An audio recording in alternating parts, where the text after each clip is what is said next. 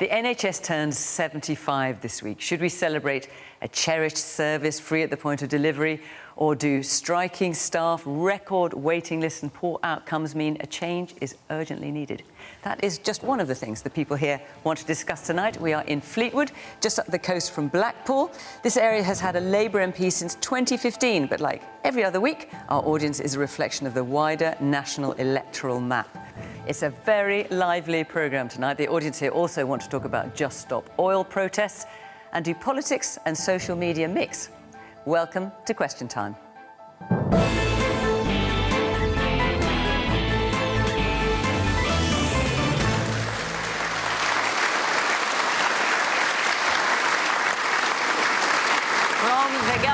Johnny Mercer, who sits in the Cabinet as Minister for Military Veterans. He's been MP for Plymouth Moorview for 8 years. That follows a military career of his own, where he had 3 tours of Afghanistan, retiring as a captain in 2013. Bridget Phillipson was elected as a Labour MP at the age of just 26 back in 2010, and having previously spoken for her party on Treasury matters, she's now in her 3rd year as Shadow Secretary of State for Education. Kate Andrews is economics editor at the right-leaning magazine The Spectator. This week she's been arguing the NHS remains one of the best funded yet worst performing healthcare systems in Europe. And Dale Vince founded the green energy provider Ecotricity.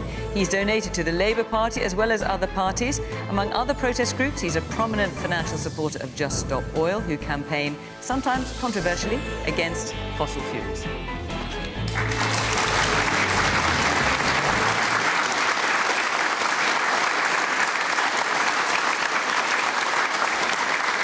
Good evening from Fleetwood. Welcome to our panel. Welcome to our audience here. Great to see you. And, of course, welcome to you at home. As always, we're on social media, and we're also on BBC Sounds in a podcast after the programme. So, let's kick off with our first question, which is from Gary Kirkland. Hi. With the NHS reaching 75 years old, do you think it will still be here in its current form when it reaches 100? Well, we've had 3 big health think tanks warning this week that it might not, unless there's a change of approach from both parties, both main parties. Johnny? Look, I think the NHS is an incredible institution. I think that we're all incredibly proud of it.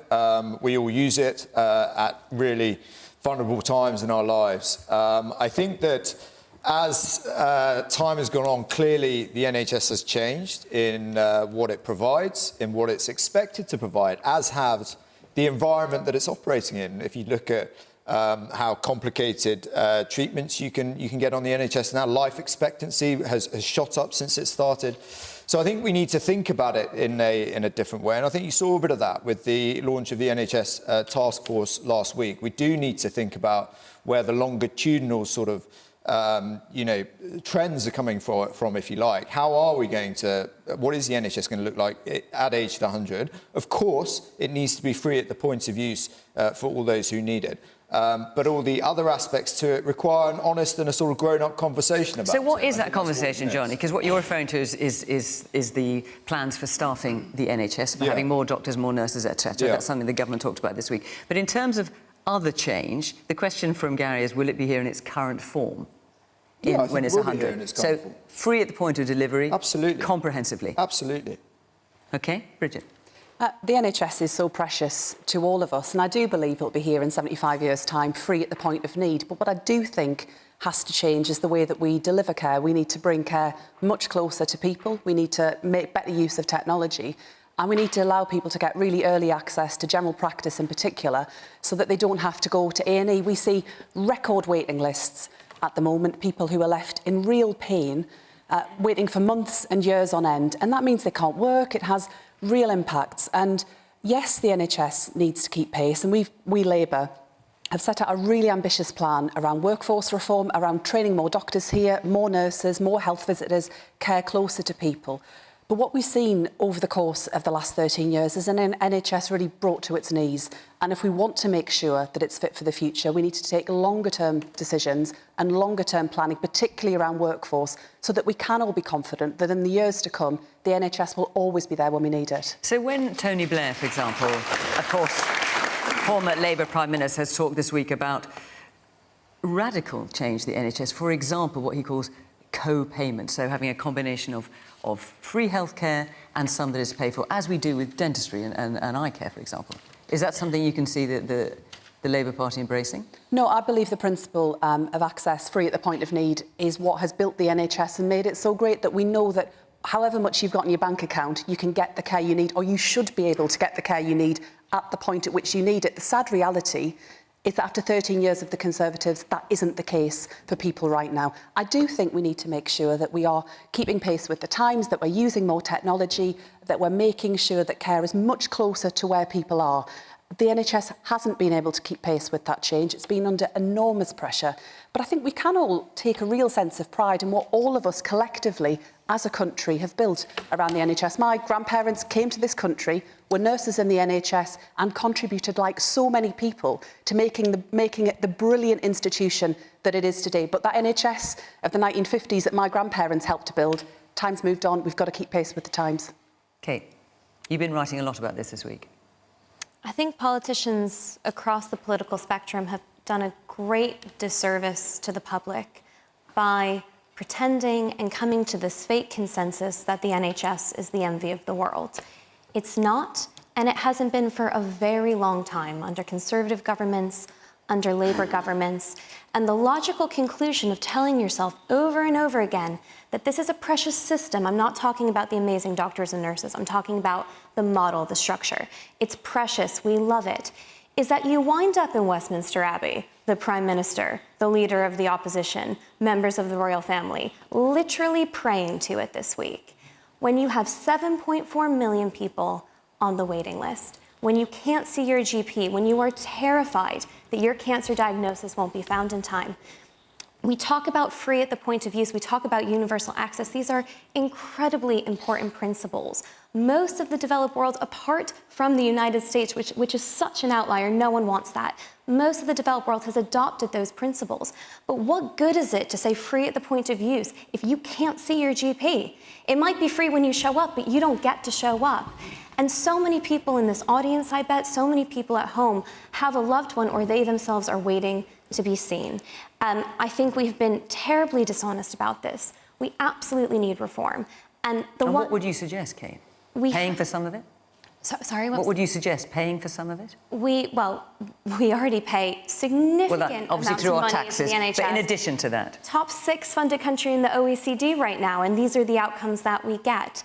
Second worst out of 19 developed countries for saving lives. Second worst, and all this money is being poured into it. We need to be much more realistic about using the private, independent and charity sectors for provision. The government has such an important role to play here to keep it universal. But we do not have privatized systems across Europe. We have mixed systems where people are protected and they get significantly better results.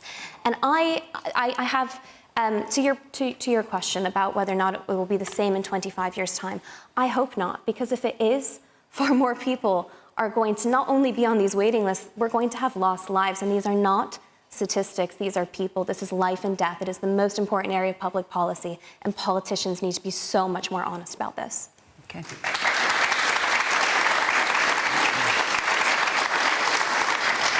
Man there in the pale green sweater, yes. So 23% of the NHS is being used for mental health services. So I'll put a question towards Bridget.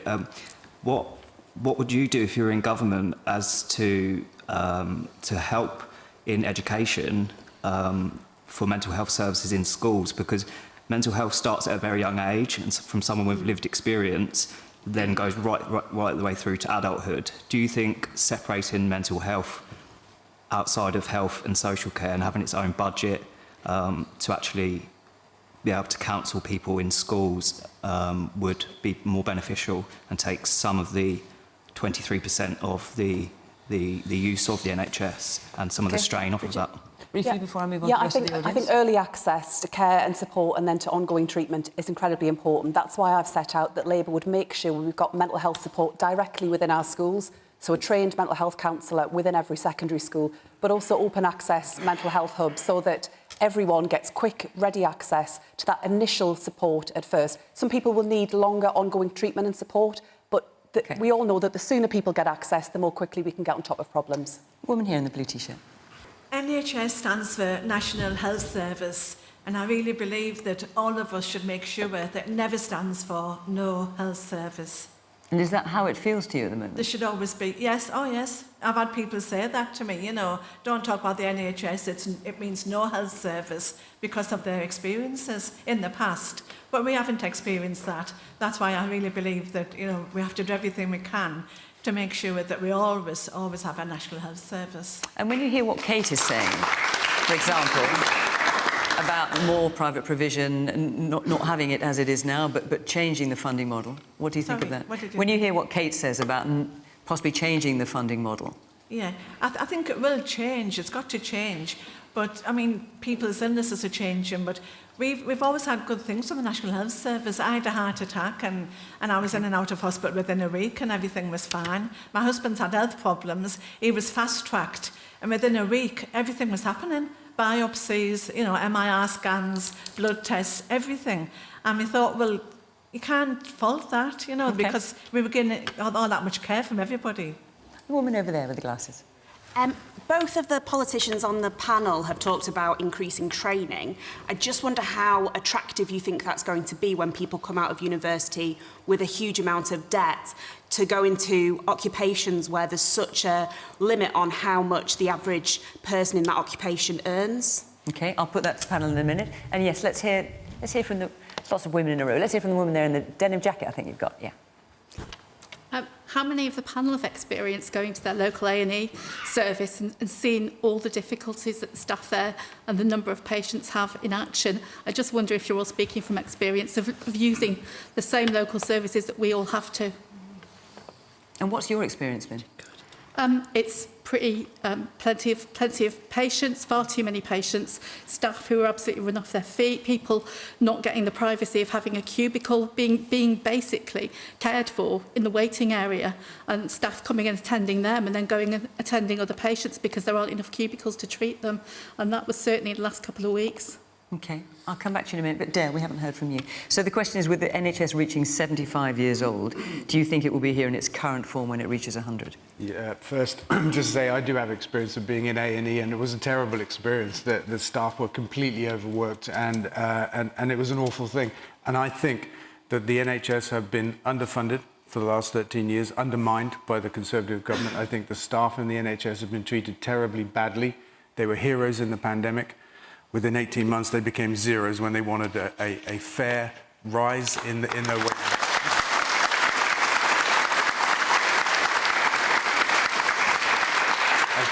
I think this government is setting the NHS up to fail, and that if we have another Tory government,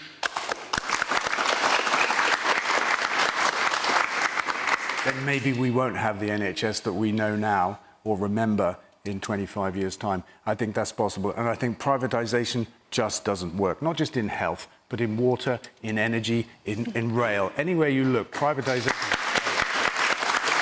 And so when you look at the funding model in other European countries, for example, which is what Kate is stating, and I'm not advocating for it one way or another, in many instances their outcomes are much better. Does that persuade you at all? Well, I look at the fundamental rationale of privatisation is that private companies... And it's not wholesale, obviously, because there is also state provision too. ...is that private companies can do it better with their profit motive. And we've seen that fail in everything. We've seen it fail in water companies with sewage in our rivers and on our beaches. We've seen it fail in energy with record energy bills and bankruptcies and a price cap. We've seen a Conservative government intervene in the energy market and fix the price. It's kind of unheard of. You look at the rail system that we have and our train service. Everywhere that privatisation has been brought in, it's failed. And it will fail in health as well. What is failure if it's not being second to last on the list for saving lives? What is failure if you are ranking at the bottom of the list for saving people from strokes and heart attacks? Don't forget, we're underfunded. The NHS is underfunded. I'll come to the funding in just 1 minute. I'm delighted to hear that you had a good experience when you went into hospital. That sounds absolutely harrowing. I'm also and I think one of the reasons this topic's so emotive is because we all have our own experiences with healthcare. But if we look at the actual numbers, if you have a heart attack in this country, you fare very poorly. The NHS is second to last on that list for healthcare outcomes when it comes to heart attacks. And if we look at funding, we are making a political choice here. We have decided, and I'm not sure Why? I'm not sure how this came about, but we have decided that the only ethical way to fund a system is only through taxpayer money. So if you look at only government money, taxpayer money being spent throughout the entirety of the 2010s, even at the height of austerity, in that OECD ranking, the UK was not mediocre, it wasn't towards the bottom of the list. It always ranked in the top 4 countries, along with Scandinavian countries. What's happened to that money hasn't gone to the doctors and nurses, hasn't gone to the front line, but crucially, we're making a choice here. These other countries which do not have privatized systems, France, Germany, Sweden, Belgium, Switzerland, Australia, New Zealand. Give me a country that is in the United States and we can point to it and we can see that in every case they have universal access to healthcare. But they're being pragmatic. They're letting the state, the independent, charity, private sectors come together to produce better results. And what is healthcare if we're not getting good results? Johnny. Yeah, I'll take on a couple of those points, if I may. And also what Dale had to say as well. Yeah, absolutely. I'll try and cover it all. This idea that Bridget came out with, it depends how much money you've got in your bank accounts, whether you get served in A&E, is obviously garbage. I've never seen anybody... That wasn't the point I was making. Well, you're misrepresenting my position. I don't think you're misrepresenting my position, so I will interrupt you. Can I speak? I don't think she did say that, did she? You did say that it depends on how much money you've got as to how quickly I was saying that I was saying the principle that it shouldn't. It matters how much money you have in your wallet. Well, if I misspoke, I apologise. The point I was making was that it shouldn't depend on how much you have in your bank account, whether you get access to healthcare. That's an important principle on which the NHS... How does it depend how much money you've got in your bank account? That's the point. It doesn't. That is the point. It doesn't matter. Yeah. We're getting down a bit of a dead end here. The point is the NHS is free at the point of need. Yeah. That is an important principle when it was founded in 1948, and I regard it as just important today. Your government has broken the NHS, and now you quibble about semantics. The reason I pick this up is because obviously it's an incredibly emotive subject, right? And everyone accepts, like you say, do we go into A&E? Yeah, I had a 13-hour stay in A&E this time last year, and it's an incredibly challenging environment. But this idea that the healthcare system is on its knees, if you bear this in context, maybe in Somalia the healthcare system's on its knees, not in the UK. This lady here has just talked about her amazing experience. Now, and that lady back there talked about her far less than amazing experience. Yes. So, you can take your pick. Well, I don't know what the lady was talking about. She was talking about A&E. Condition, but we talked about a heart attack here and something that was life-threatening, had a very good experience of the A&E system. You go to some GPs, yes, you will struggle sometimes to see a GP because of the amount of work they've got coming in and the incredible rocket in usage of health services. Yes, that is true. But generally speaking, if you have to see a GP that day, you will go and see us. And I've been around all the surgeries in Plymouth to make sure that that's the case. And when it comes to investment, can I just answer the investment question? If the Conservatives are intent on destroying the NHS, they're doing a pretty bad job at it because it's actually getting more money going into it now than it's ever had in its history. Now, you can have a conversation and say anything you like is underfunded. You could say the military is underfunded. But the question is, you're balancing that against all these other things. Where do you stop? And you've got people on the other side of the argument, like Kate, saying, are we actually paying too much at the moment? So you go and knock on doors in Plymouth. I didn't say we were paying too much. I question where the outcomes are when you're funneling so much in. And do they want to pay more tax at the moment? Not really, no. So you have to think about all of the other contexts that it's sort of sat within. And are we getting a good health service? I don't accept that we have a health service that is on its knees or disgraceful. I think it's got a huge challenge because we're trying to provide healthcare free at the point of need. But on the whole, the vast majority of people get an amazing service. It saves thousands of lives every day. I don't think we should be talking it down in that way. And just briefly, to the point that the woman made over there about training and workforce.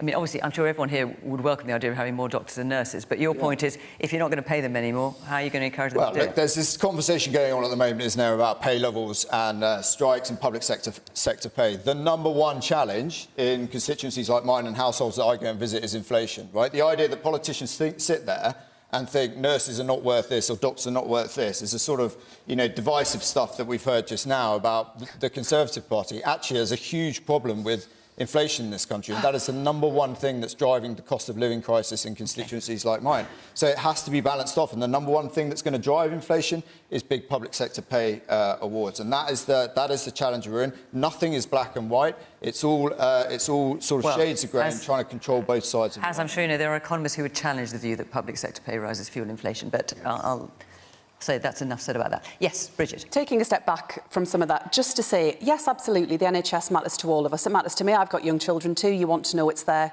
when you need it. And I've got to say that just telling people that everything's wonderful and they should suck it up is not the answer. I said it was deeply challenged. Right. I'm just saying. The number of GPs we've got serving our communities like mine in Sunderland, the number of GPs has gone through the floor. OK, over the last 13 years. That is the direct consequence of what your government has done to the NHS. And what concerns me is that because things get so bad, we get to a position that people start to question, as we've heard from Kate, you know, whether things can really carry on as it is. I don't want the NHS to carry on as it is in terms of the way it delivers care. We have to change. But that principle of free at the point of need is so incredibly important. And will you pay them more? Because you also, a big part of Labour's policy is a workforce plan. And the woman's point over there is if you don't pay them more, you're not going to be able to track them in. Well, of course we need fair and affordable pay settlements for staff working in our NHS. That was what Labour in government last time around delivered. We had record levels of patient satisfaction. But Labour won't more commit doctors, to paying more nurses and decent pay rises. And nurses what they're asking for at the moment. Sadly, because Johnny and his party crashed the economy with that terrible mini-budget under Liz Truss, with a total failure to grow the economy over the last 13 years. An incoming Labour government, if we're so fortunate to win the trust of the British people, will have some really, really tough choices to make. But that's why we do believe that prioritising economic growth, making sure we've got more money to spend on our public services, on our schools, on our hospitals, on our military. We did it before, we will absolutely do it again. OK. All right, now, seeing how many... Dale, do you want to come in very quickly? Just one thing. One of the ways that we could pay for more public service is to impose national insurance on capital gains tax and the taxes that rich people pay. Because... Capital gains tax is just 20%, and Rishi Sunak made £2 million last year and paid £400,000 in tax. Whereas if you're a nurse, you're paying an effective rate of tax of nearly 50%. And how can that be right? But if you add national insurance to capital gains tax, we would raise tens of billions of pounds a year, which we can spend on public services. OK. Now, I just want to say, judging how many hands are up, we could talk about this for the whole hour. But a lot of you asked about the next question, so I'm going to come to that now, if you'll forgive me. Before I do, I just want to say that this is the last programme of this series. We're taking our summer break. Yay! Our first programme of the autumn, though, is Thursday, September the 21st, where we will be in Ipswich, in Suffolk. And after that, we are in Sale, in Greater Manchester. So have a look at our website. The address is here, if you'd like to come and be part of the audience. So that is Ipswich and then Sale in Greater Manchester in September. Don't forget, and we would love to see you. OK, Debbie Gregson, where are you? Let's take a question for you. So the former minister, Zach Goldsmith, quit last week over what he called Rishi Sunak's climate apathy. Has this government dropped its commitment to fight climate change? So Zach Goldsmith said, the problem, and he was talking to the Prime Minister, the problem is not that the government is hostile to the environment, it is that you, our Prime Minister, are simply uninterested. Dale, you're the obvious person to come to, first of all, on this, with your green credentials and ecotricity. What's your view? I don't think they ever had a commitment to the environment, actually, so I don't think they've dropped anything. They have dropped a commitment to spend £11.6 billion of foreign aid on the climate. That's a fact. Zach Goldsmith was unhappy about that. But, you know, he referred to this as the greatest challenges of our time when he was saying that the Prime Minister simply is uninterested. And I think that's fair. If you look at what the Conservatives are doing on the climate crisis, we've signed up to the Paris Accord and all the good things around the world that everybody else in the world has. But we are pulling in the exact opposite direction of where we need to go. We're opening coal mines in Cumbria, drilling for North Sea oil and gas, which is new. We haven't done that for many years. When the international, global, scientific and political consensus is we cannot afford to drill for more fossil fuels. It's just throwing fossil fuels on the fire. Last year, the UN said it was moral and economic madness to drill for fossil fuels. This is what our government are doing. Meanwhile, they maintain the ban on onshore wind, our cheapest, fastest, cleanest form of energy that we can build, and they're very unhelpful to large solar as well. We can get to 100% green energy in our economy in just 10 years with no public money, because these technologies need no public money, and we can have permanently low energy bills, eradicate fuel poverty, and be energy independent as a country, creating hundreds of thousands of really good long-term jobs. It's a wonderful opportunity for us, and our government have turned their back on it because they want to make green issues part of the culture war, that which is all this government has, is to create enemies like the EU, like public sector workers, and now green energy is the new enemy, saying that we can't afford the transition, we have to slow it down, that it costs money. All of this stuff is untrue, and drilling for North Sea oil and gas is economic madness, because it won't save us any money, and it will just inflame the climate crisis. Well, let's. There's lots of things I know you want to come back on there, Danny. No, it wasn't. And I don't think Dale's talked for as long as you have yet in the programmes, but I'm giving you your chance now. Right? You don't know the Prime Minister, right? I know the Prime Minister. I know he's not disinterested. I think Zach Goldsmith knows him. He's not disinterested in this stuff at all. We've now got 41% of our energy coming from renewable resources. Does anybody argue with the agenda that you should,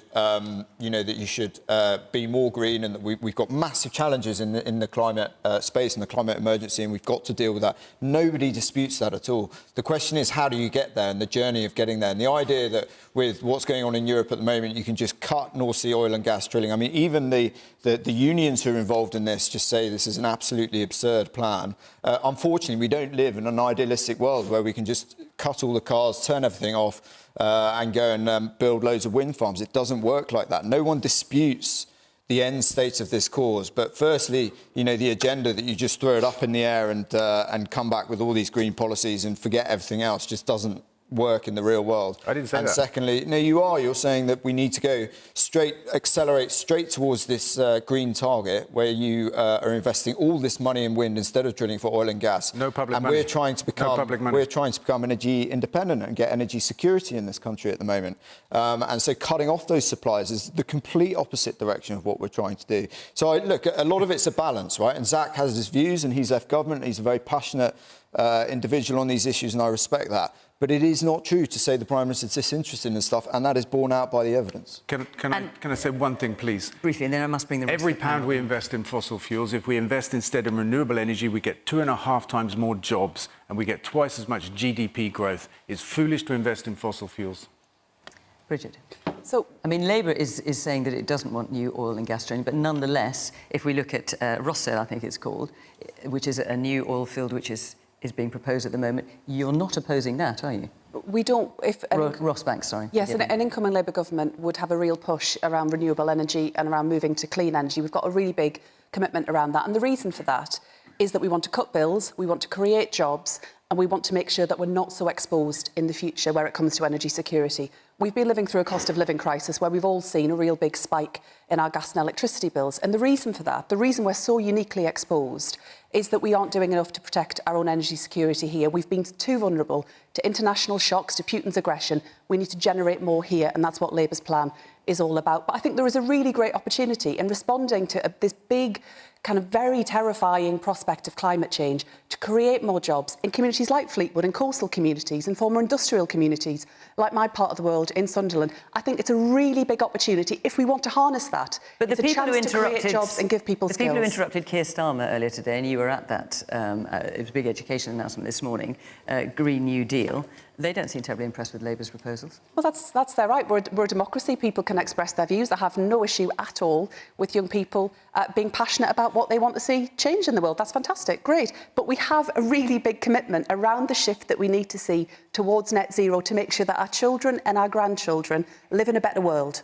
But so when it comes to the Rossbank oil field, which is just under consideration at the moment, Labour may be the next government, we can't say for sure, Rosebank, but we can't say for sure. But if Labour said now, if we get in government, we're not going to let that go ahead, that would probably kill it.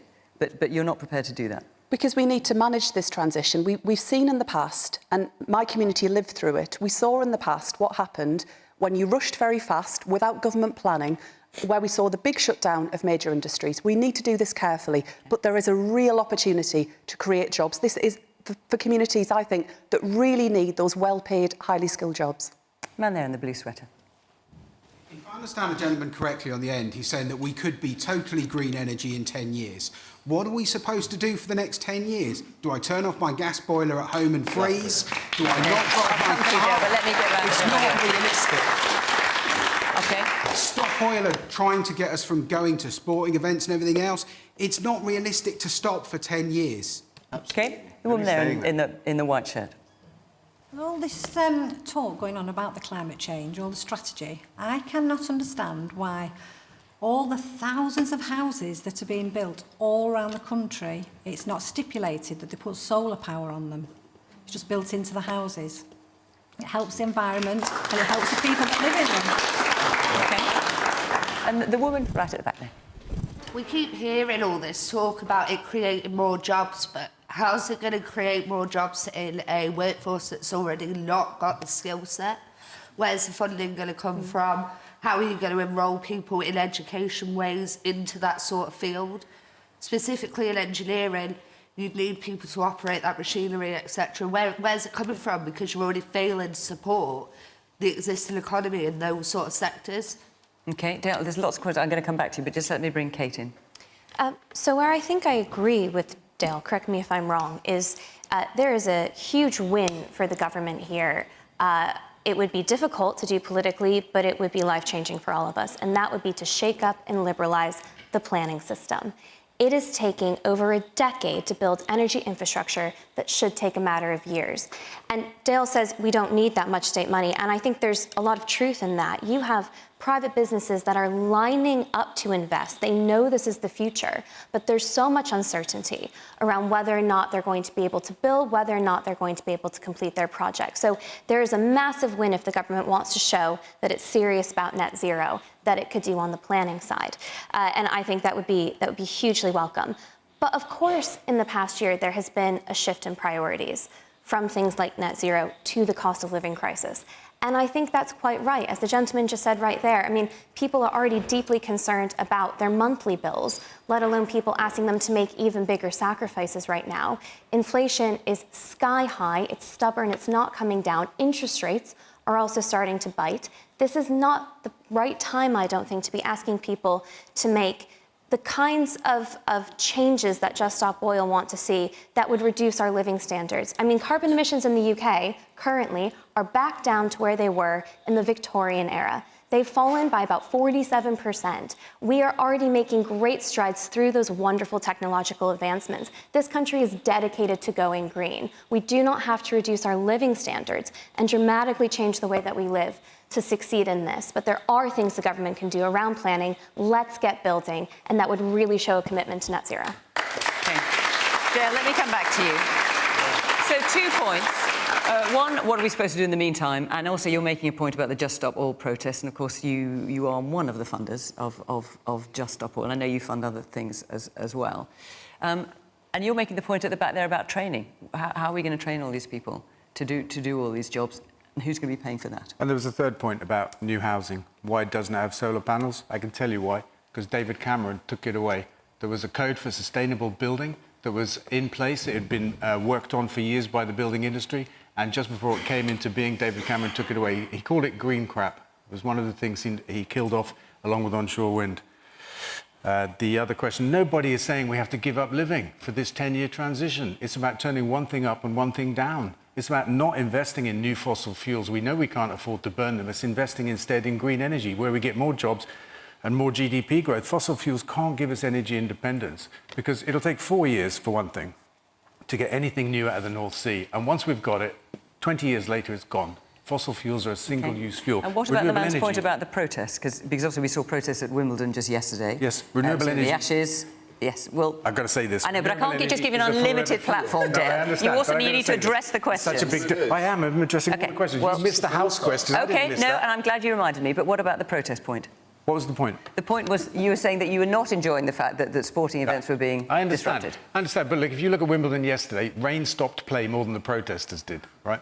The protest is vital. It did. Add the minutes up, it did, right?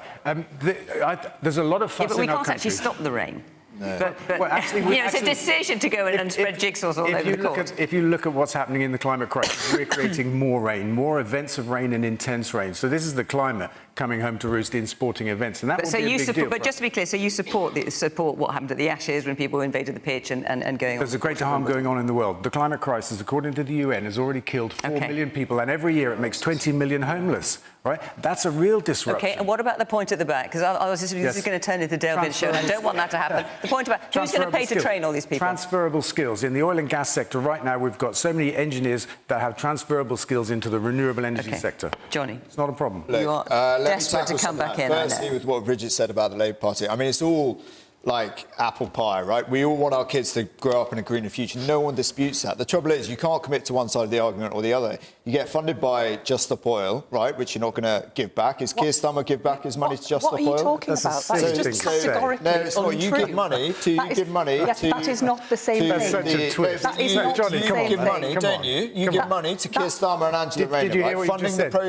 protests. Funding the protests. That is categorically... But they are, just to be clear, Johnny, No. facts matter. No. Just to be clear, Dale Vince has funded some politicians of the Labour Party, including Keir Starmer. Just Stop Oil, as an organisation, has not supported the Labour Party. That was what you said. Fund Just Stop Oil. And that was what you said, Johnny. Just Stop Oil. John said the rest. Would you like to... It's the same thing. You were very keen to pick me up. Would you like to set the record straight now, Johnny? In the world of Donald Trump, it's the same thing. He's funding the same people, right? Yeah. So 1.5 million. You meet Keir Starmer. Next, within 2 months, he comes out with an energy policy that basically closes off. No, he did that last year. He did that last year at Davos. You met him just before that, right? I haven't met him. He says he's going to close off all oil and gas stuff, right? And you suddenly, that is exactly how it goes. You go and give money to the Labour Party. They produce Just Stop Oil policies. They're behind all these... No one protests where you're going with this, right? We all want a green economy. The idea you stop people going to work, getting on their jobs, going to interviews they need to go to, ambulances needing to come through.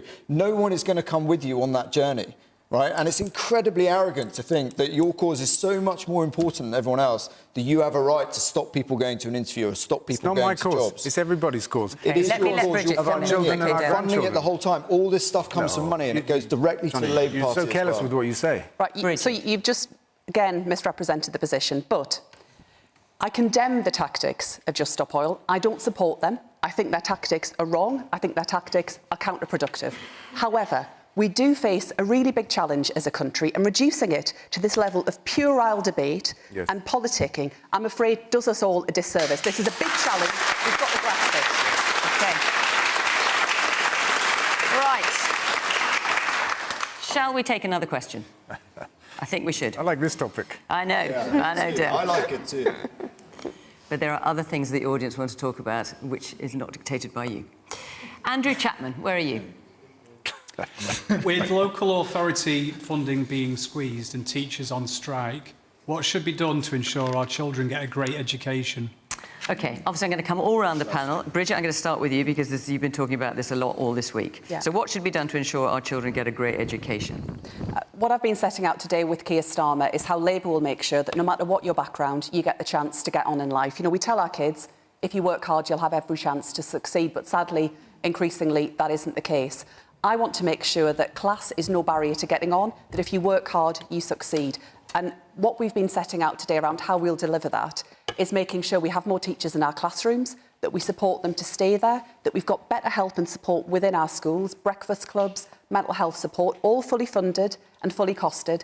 And we'll do that by ending the tax breaks that private schools enjoy, and we'll put that towards delivering a brilliant state education for all of our children. So, Bridget, let me ask you, because I say, Labour's been talking about this all week, Keir Starmer's talking about it today.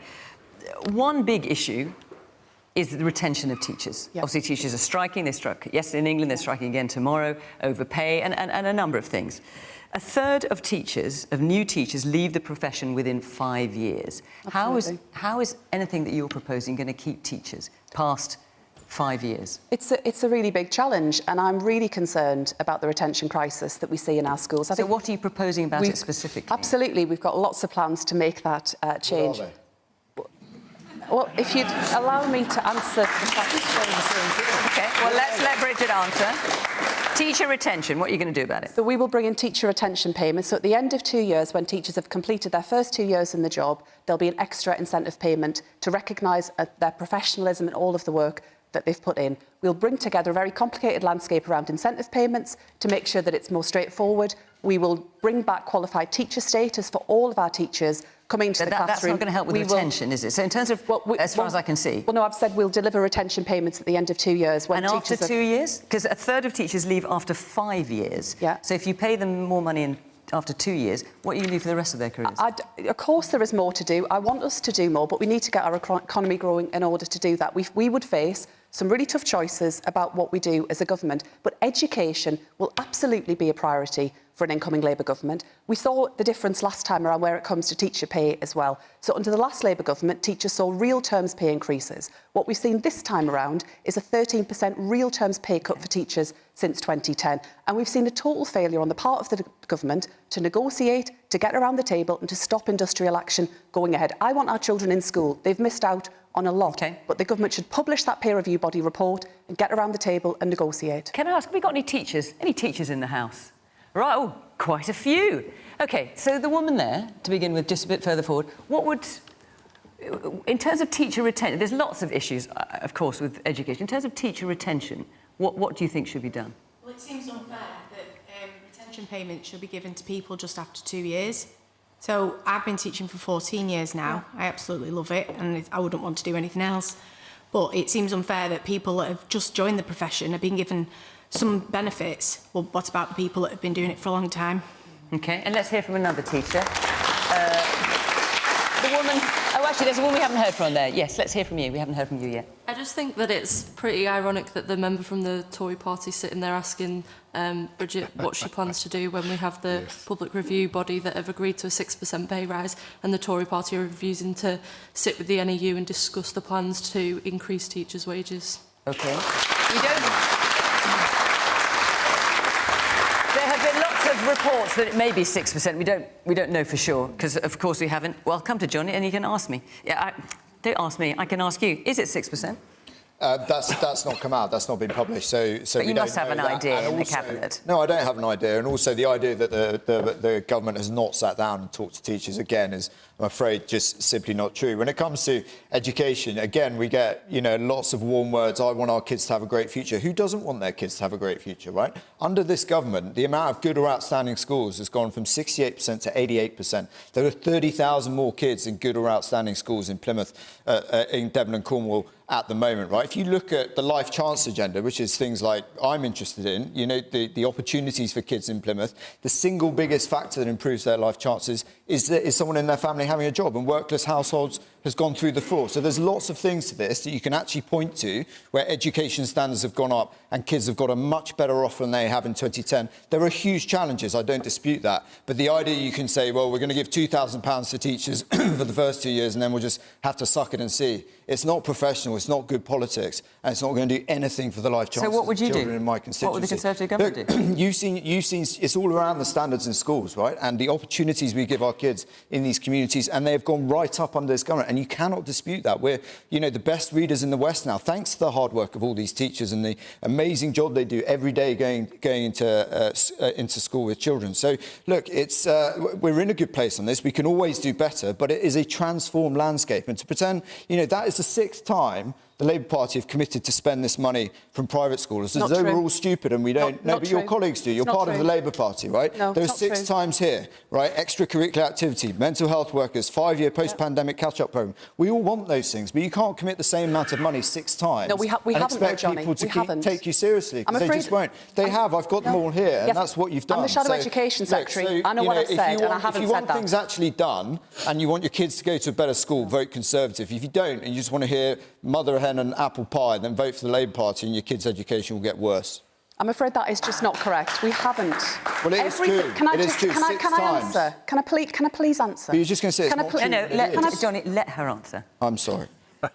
I've set out a fully funded, fully costed plan for how we will make sure that we get more teachers into our classrooms, we provide better mental health support for our children. I'll happily send you and share you that detail after the programme and you can review it in great We've detail. already spent But I it wouldn't 5 believe times everything already. you read on Conservative Party emails, Johnny. It's not Conservative Kate. Party emails, it's in the newspapers. You've said it 5 times already. Not true. If it's in the newspapers, it must be true, Johnny. Come Absolutely, on. everything in the newspapers is true.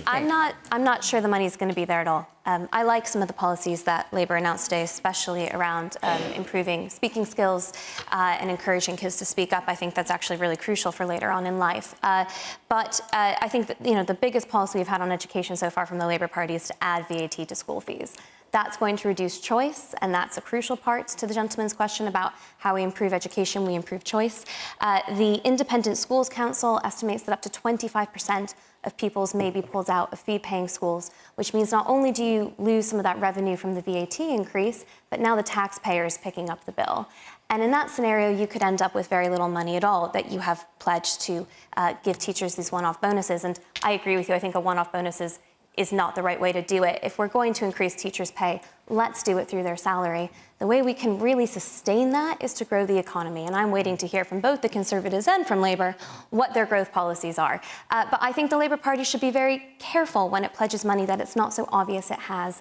The Liz Truss premiership taught us a lot of lessons, and they weren't just for the Tory party, they were for the Labour Party too. Markets are not very friendly at the moment to governments spending money they don't have. They're taking notice. You have to cost these things properly, because if politicians don't, the public suffers. Okay. We've got the man with the glasses there and the sort of yellowish T-shirt. Well, actually, let's come to you first, behind you, and then we'll come to you. Yes, the man in the blue top.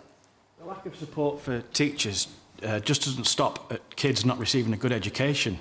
If teachers are going to strike, kids have to stay off school. That impacts parents as well, who have to stay home to look after their children when they can't work during a cost of living crisis. Surely, sir, for your government, now must be the time to get round the table and at least start talking. Yeah. Okay. And the man in front. No. And the man in front, yes. The big question for both of you would be, surely is the way to keep teachers in the profession is not just to make them feel more valued instead of demonising them for striking, to actually get paid what they deserve. Yeah, I mean, can Okay, no, I'm going to come a bit more to the audience first. The woman here in the pink and red top. We're talking a lot about everybody being entitled to a great education. What I've not heard talk about from either party for a long time is what we're doing about special needs, because special educational needs are children are being failed in our system.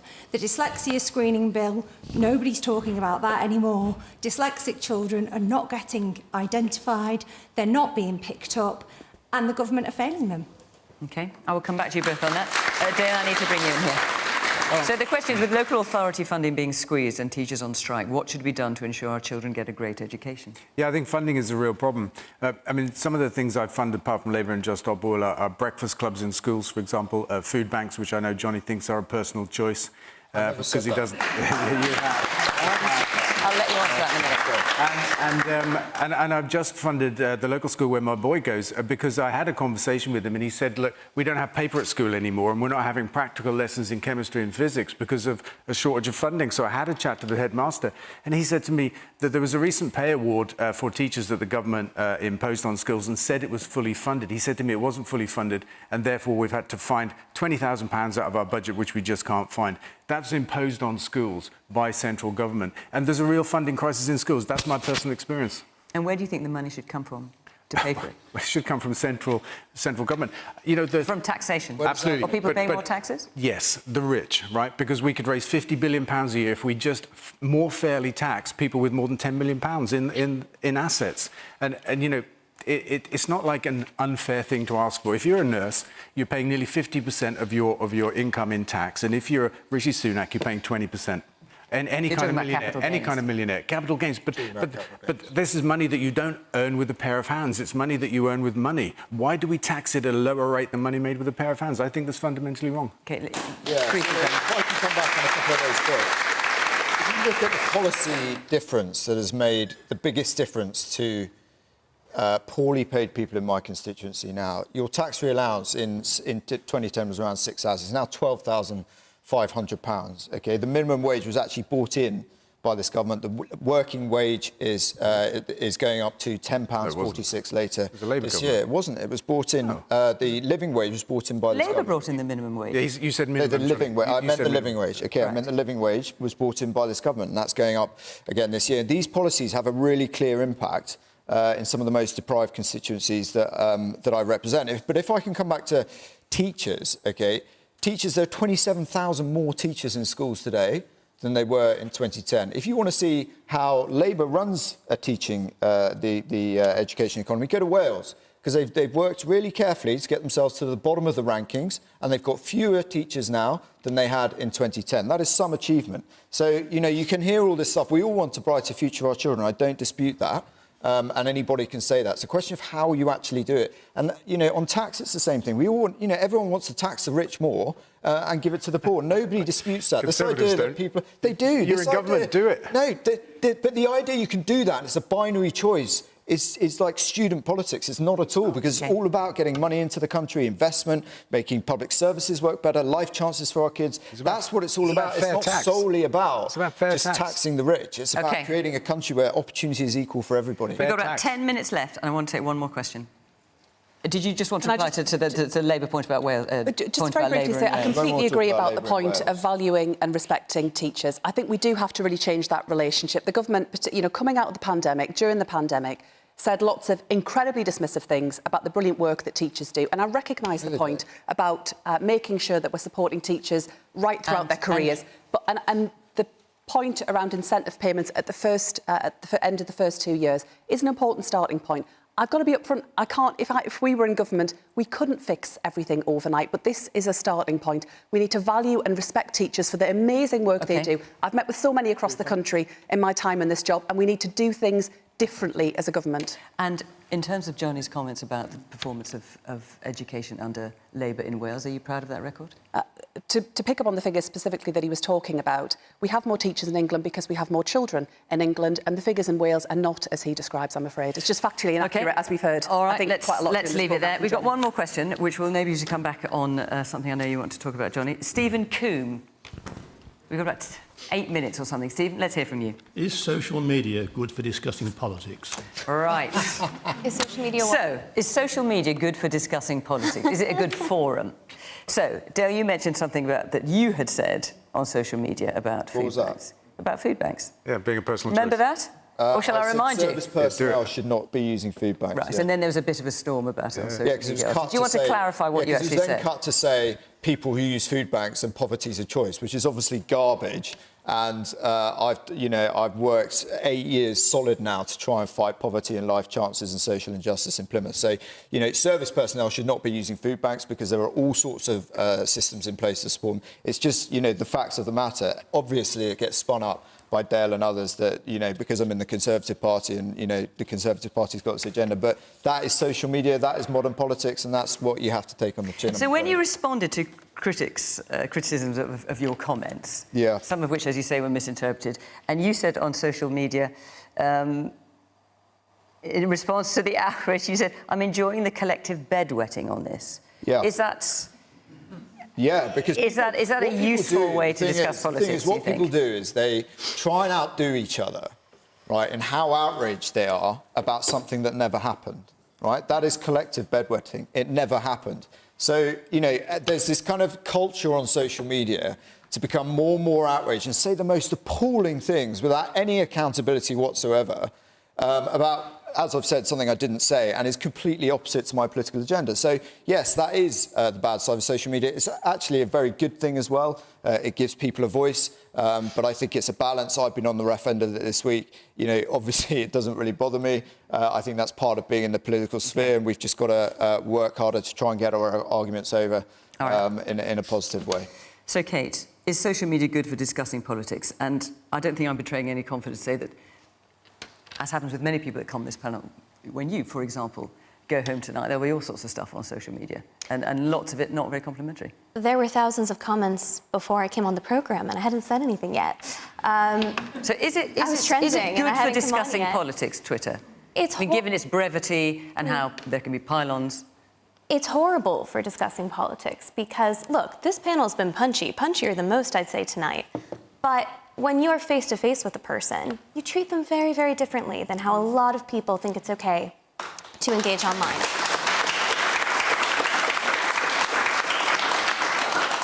I am freedom-loving. I do not support censorship, and to be honest, I don't support a lot of the crackdowns that are being called for on social media. People have a right to say something, even if it's unkind, even if it's really horrible. I do believe in their right to say it, but we are starting to push the boundaries sometimes, I think, in treating people like they're objects online rather than the human beings that are behind it. We also can't ignore the fact that a lot of politics takes place online. I mean, Donald Trump conducted American foreign policy on Twitter for the better part of 4 years.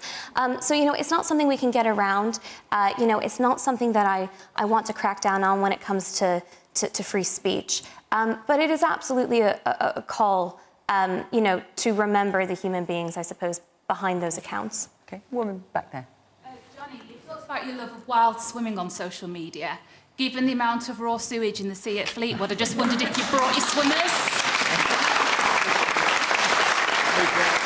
Very briefly, The sewage issue, again, is really emotive, right? But again, completely misrepresented, because we've had these Victorian systems for years and years. Labour Party did nothing about it. They're not fit for purpose. The question is, have you brought your swimming costume? We I'm now assuming know the how answer much is sewage no. is going in the sea, so people can see it. Should it come down? Yes. Do I want to swim in sewage? Obviously not, right? Okay. But the idea you can binary fix it overnight. It's never been that bad. Let's get back to the subject. Is social media good for discussing politics? So, Bridget, I had a bit of a look through, obviously, before we came on the programme. So, Scottish Labour were criticised by Kezia Dugdale, of course, former Labour leader, for publishing an ad saying Scottish Conservative leader Douglas Ross can't get it up. And this was in reference to polling figures, because you thought the titters we're getting here, you know, it was all pretty unsavoury.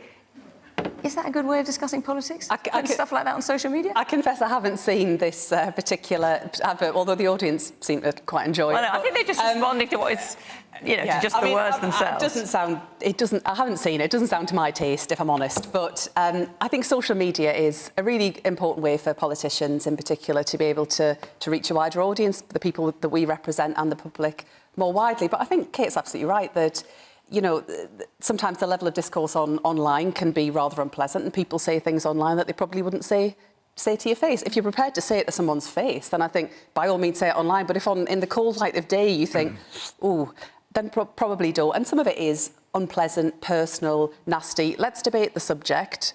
Let's focus on the politics of it. It can be heated. It's been pretty heated tonight. But I don't think we need that kind of unpleasant discourse on social media. So, Dale, I mean, we've only got a couple of minutes left, but I mean, one of the issues with Twitter, Facebook, you know, these various social media forums is that sometimes you can lose the nuance, particularly when brevity is king. Sure. Are they good forums for discussing politics? I think they can be. I think, you know, sometimes you can find yourself in a bubble discussing stuff with people that feel the same way as you, and sometimes you're gate crashed by people with a different view, which is not a bad thing, unless they're being rude and threatening, which happens. But I think on the whole, social media is a good thing. I think it's democratized the media, because if you look at the media in our country, it's dominated, the ownership of it is dominated by billionaires that don't live here and don't pay tax here. The magazine you work for example, until a few weeks ago was owned by that Barclay fella that lives in Jersey and doesn't pay tax here, along with the Telegraph. And it poisons our national conversation to have these people that don't live here or pay tax here having such a powerful voice. Such a powerful voice, right? And now social media gives a voice to everybody. OK. The woman back there with the glasses. Given that the member of the Conservatives and the Conservative Party have shut down any form of meaningful protest, and he shouted across every member of this panel tonight, how else are we meant to get our point across other than social media? OK. The man there with the check shirt and the glasses. Yeah. I'm one of the lucky ones that grew up without social media, and I would not touch it with a barge pole. Right. OK. Got about 20 seconds left. Let's hear from this man in the blue shirt in the front here. Yeah, for me, social media is a great tool for discussing things, but I do think there's a tendency to lose the issue. We tend to attack the person and the people making the point and the parties, and then we get into that conversation around, you know, is this a good person, isn't it? And I think we lose the issue. We just don't get good conversation on it. OK, well, we certainly get good conversation on this programme, I think it's fair to say. And I know that lots of people at home will have their say on social media after it as well. But that is it for tonight and for this series. Thank you very much to the panel. Thank you to all of you for coming, putting your points so brilliantly. And, of course, thank you to you at home for watching. Until next time, in September, from Question Time. Bye-bye.